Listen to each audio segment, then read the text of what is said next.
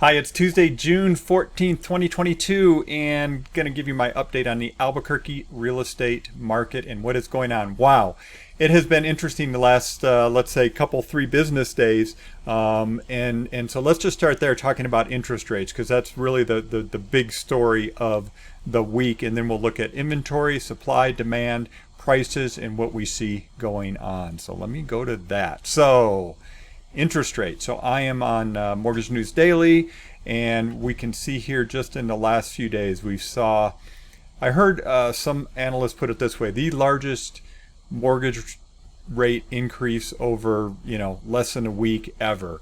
We had I'm kind of in the way here. Let me move me out of the way. You can see, we were in that 3% range for the longest time, and now if we go, let me move this back here a little bit, you can see we were in that 3% range for most of 2020, 2022, and now we've just been off to the races. We've really haven't seen this type of mortgage rate in a long time. So the big question is for home buyers, home sellers, is how is this going to affect my ability to purchase, and how is this, as a home seller, that somebody is thinking of selling, how is this going to affect buyer demand? I think there's no doubt that we can conclude that buyers, there's just going to be some people that can't qualify now. They just, the financing is going to be too expensive for them. So I wanted to do a little perspective before we look at what's going on here. So we're looking at all the way back to, I think this goes back to 2000 and let's say 7 or so, 6 it looks like. This is a quarterly home price index, HPI from FHFA. It shows us how much prices have increased or decreased over time.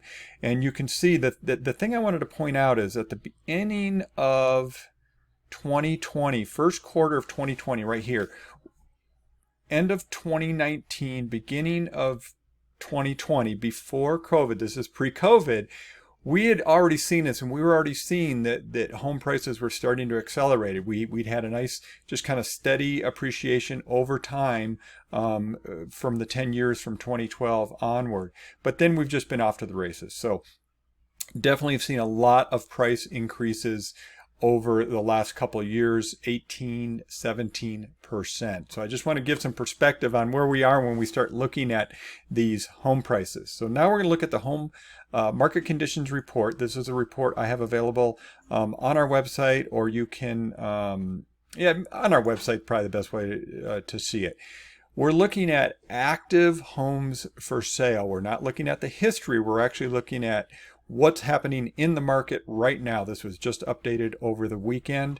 And so what we see now is median list price, homes for sale, is at $420,000, which is not quite an all-time high. We'll look at it in a second. But what I do want to show you is this market action index. What we do here is we gauge buyer's market, seller's market, the gauge of 30. This is a proprietary algorithm from my vendor on this, which is Altos Research. And 30 is what we consider a balanced market. Well, we've been in this very strong seller's market for a very long time.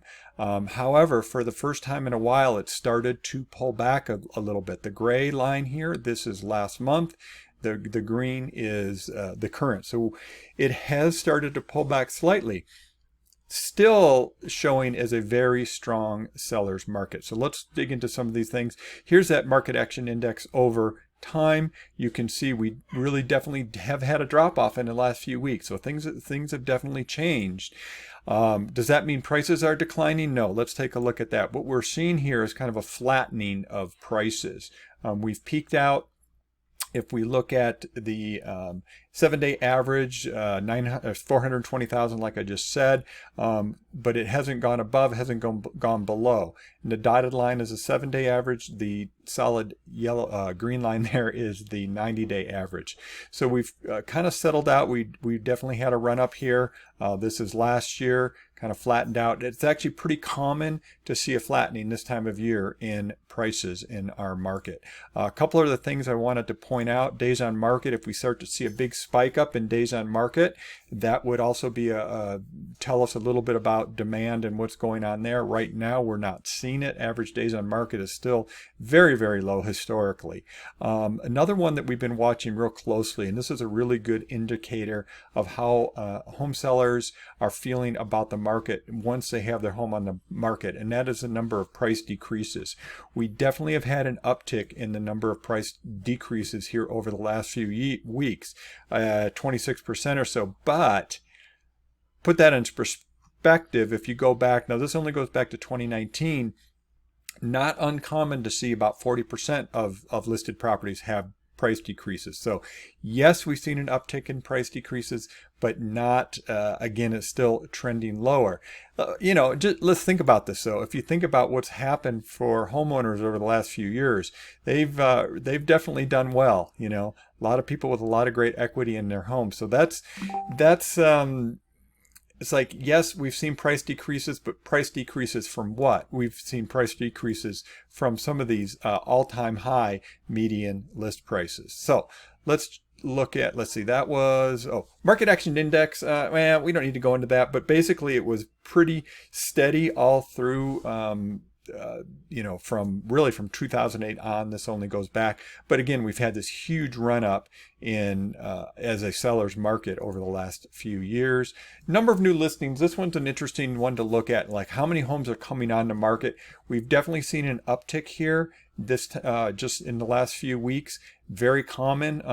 This is last year, end of May. There was kind of some anomaly there one week to the next, but we generally do see an uptick in the number of new listings this time of year. So, again, we're right in here right now, 2019, 2018, 2017. So just, yes, we're seeing an uptick in the number of listings, which is very common this time of year. This is new listings coming on the market. The other one is listings coming off the market. And so, again, we've seen a little bit of a pullback there compared to the previous couple 3 weeks here. So, yeah, I think demand is pulling back a little bit, but it's not crashing. A couple other things to speak to on demand is the number of showings. This is foot traffic. This is a number of people actually looking at homes. If we look at 2020 here, which is yellow, it is lower than the past 2 years. So there isn't quite as much showing activity as there has been in the past. You can see this one here, this low line here. This was 2020. So obviously showings, demand went off the chart. A couple other things. Let me just show you that I follow, or actually just got one more. One of the things I watch is how many people are searching on Google, and I'm on Google Trends, for Albuquerque homes for sale. So it's really interesting indicator of, is market demand falling off? It's been pretty steady. That's 90 days. If we go back 12 months, we can see pretty steady. There's people still looking for homes.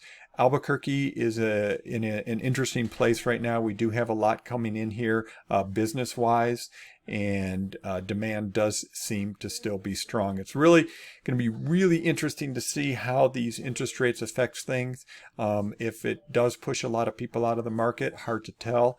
I will say this, about 21% of the homes sold are cash sales in our market. So, not everybody needs to finance. So that's just something to consider as well. There we have, oh my gosh, I did almost 9 minutes, but hope that was great, informative info. If you got any questions, you can reach out to us, Venturi Realty Group, Keller Williams Realty, 505-448-8888.